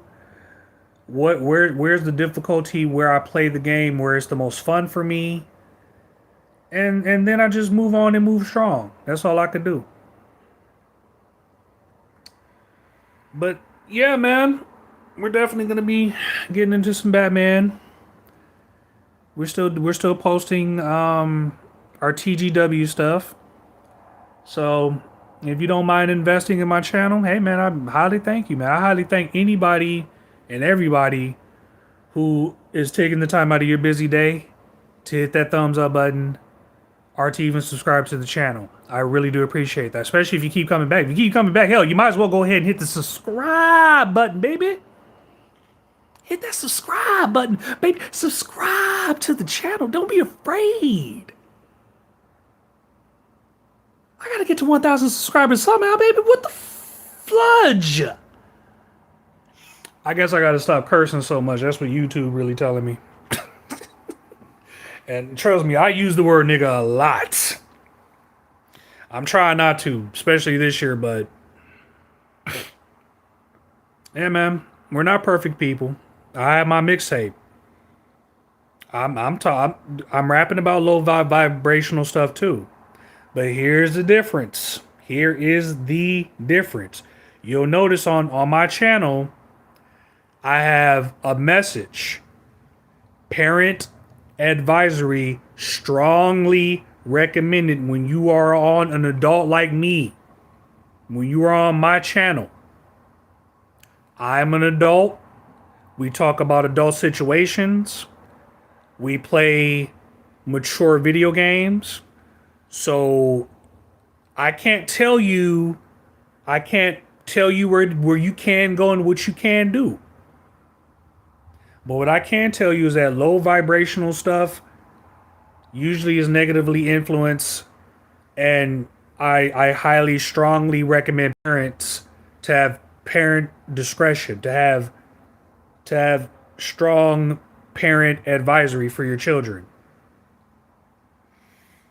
You know, children have to become adults one way or another. But my issue is and will always be with these record labels is that you are targeting children with this low vibrational shit. You know how I know? Because you targeted me when I was a child. And there was very few of us who made the choice of listening to a Lupe Fiasco or listening to a Common. We were even surprised that those artists were even there.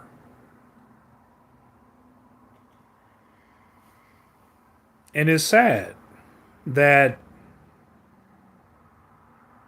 it was the lower vibrational shit that was getting pushed out the door more than the artists that I was influenced by. Like again,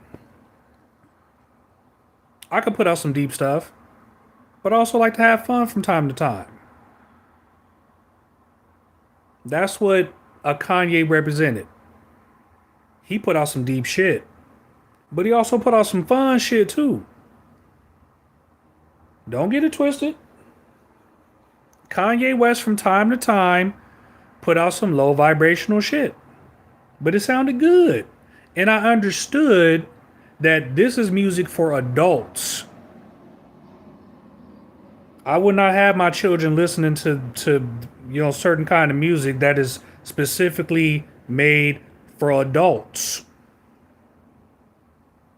If you go listen to my song Diamond Water, that is a song. You could consider it a low vibrational song, but it's a song that specifically is talking about adult situations, being an adult. And I'm just having fun. But we definitely do have to understand the difference between having fun, low vibrational, high frequency, and why they choose to push the lower vibrational more than anything else.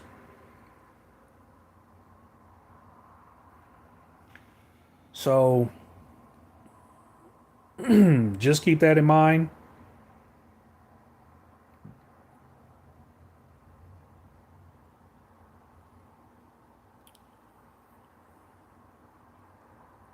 I think this conversation will help me in the workings of my next mixtape. Hopefully, I can raise the vibration on my next mixtape. But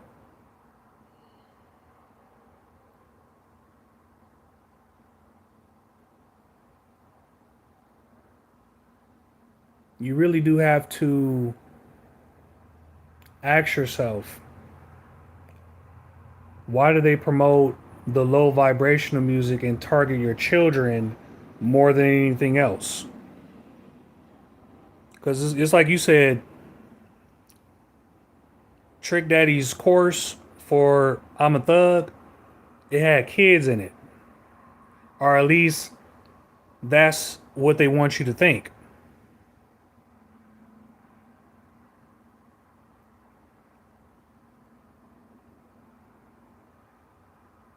So what is record labels trying to tell you who they trying to target?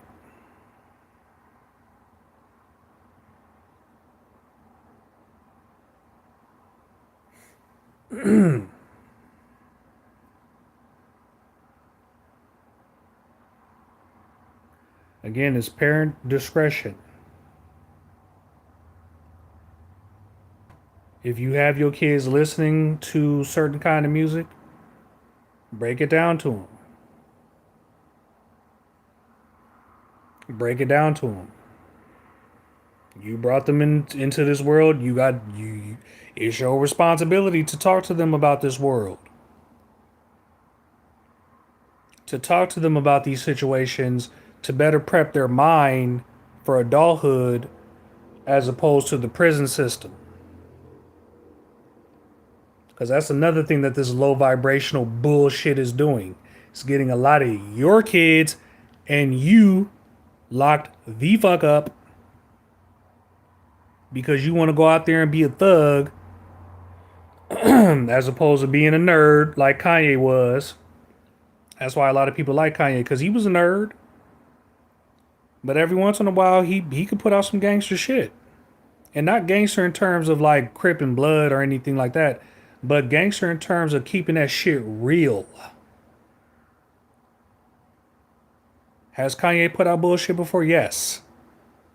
But for the most part, the reason why we know about Kanye is because he was the nerd that was able to keep it real as fuck.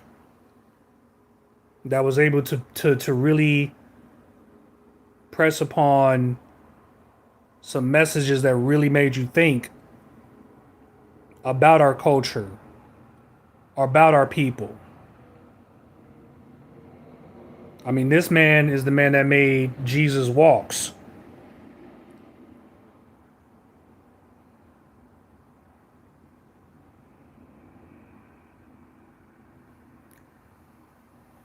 This is a man who has put it out there that he has a close relationship with his mother, or at least one of his parents.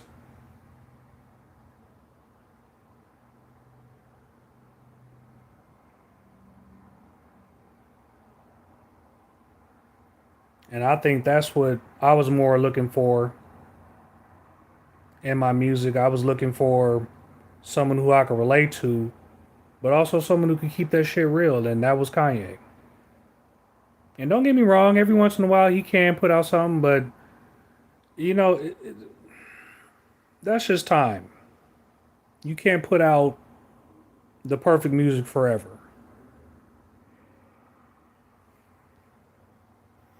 But you can prep the next generation. You can teach the next generation. And we also have to understand that maybe this next generation of music isn't meant for us. That's why, from our perspective, we don't see any new artists. We don't see any new Whitney Houston's or Jay Z's or Kanye's or whoever's. So I try not to get too deep with it, but seeing like the young children singing this Young Miami song, specifically, by the way, practically just girls. Now, I thought the feminists, the women's out there, they didn't want men prostituting women. Well, what do you think this song does? Plus, on top of that, I know if I had a daughter, I wouldn't want these low vibrational niggas approaching my daughter.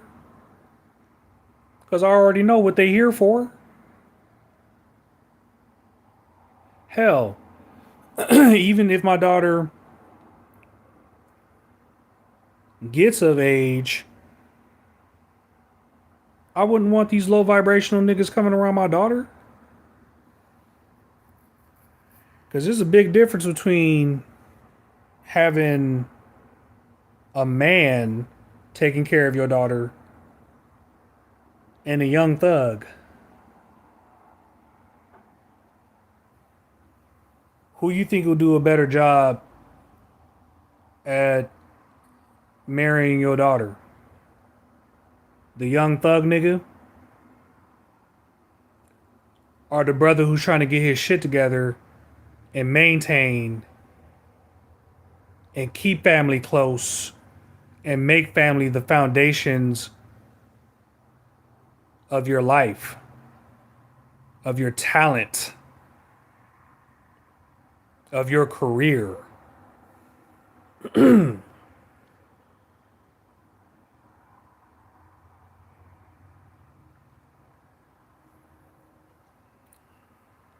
So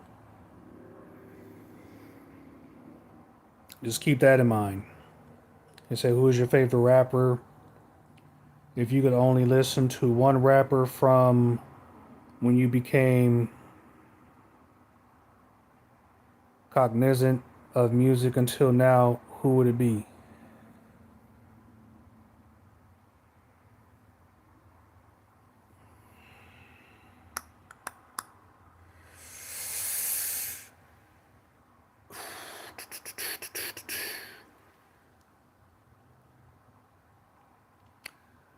It's not an easy answer. That is not an easy answer at all.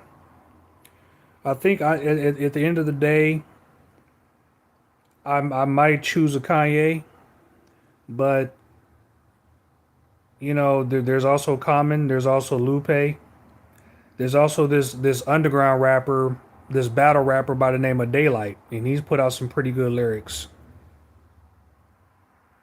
So that's not an easy answer, but if I had to like number one, number two, number one would definitely be Kanye. Some people ask me about Eminem. Eminem is somewhere on the list, but he just doesn't influence me as much as how Kanye West does. Because Eminem, what impresses me about him is his syllable sound combined. But that's genuinely about it when it comes to Eminem. I'm not saying Eminem doesn't keep it real from time to time, but Eminem is more of he's more of like painting pictures of like horror movie scenes in your mind than anything else. Like he's like the Stephen King of hip hop. He could tell you a good horror movie. And he can also be very funny, very comedic, but he could also tear your ass to pieces because he used to be a battle rapper too. And some of his influence you could tell was some of the people that he used to beef with. So that is not an easy answer to answer because you also have to keep in mind that there's different ages to rap. You have the Rapper's Delight era, the Grandmaster Flash and the Furious Five era. Then you go into the early '90s era, and then you go into the mid '90s era with where Tupac and Biggie was dominant, and then you go into the late '90s era, and then you go into the early 2000s era. Like there's different eras of it. It's like in each era I have a favorite. So it's like it's just basically what your taste is and what your perception is. Is there new rap music that's coming out nowadays that I listen to? From some artists, yes. Like Earl Sweatshirt or like Donald Glover or his rap name is Childish Gambino. Like I love artists like him cuz he is a multi-talented artist. Donald Glover is. He could rap, he could sing, he could dance, and he has very powerful messaging. At least he did when he came out with This Is America.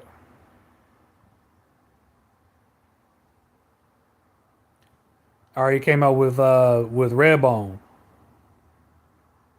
and telling people to stay woke because niggas creeping. Stay woke, niggas creeping. They gon' find you and catch you sleeping. Ooh, so stay woke, niggas creeping. Don't you close your eyes. You can't deny that nigga boy. And I think that was in the last decade. I don't think that came out this decade. That came out last decade. So it's about your perception. It's about taste. It's about what you're into. And I'm into more of life. I'm into more or less like poetry type hip hop, poetry type rap. But I don't know what the future holds for what music is being presented today. So I'll just take the goods with the bads. You know, discard the low vibrational stuff and just keep it pushing. That's all I can do. So I'm gonna go ahead and take off out of here. Please hit the like button if you can. I know sometimes people have reported to me that they hit the like button and it doesn't show up, but don't worry about it. It will after a while. You just have to give my channel a chance to kind of bounce back a little bit here. But I'm actually going to get started doing some recording. Can't get these damn gnats flying all around me. But I'm going to do some recording. So, again, if you want to see the stuff that we'll be working on over on the Tru Sherm channel, then don't be afraid to subscribe. Don't be afraid to follow her, brother. You can check me out also on Twitch. You can also check me out on Instagram. Where on Instagram, I'm just going to practically just be posting pictures. That's all I'm really going to be doing on Instagram. Because I kind of don't want to go back. I kind of don't want to go back to Facebook, but we'll see. I'm not going to make no guarantees. I'm not going to make no promises. I'm just going to just do the best I can with what I got and keep on moving strong. So hit the like button, hit the subscribe if you want to follow what we're doing. I am Tru Sherm. You know what time it is. Peace out.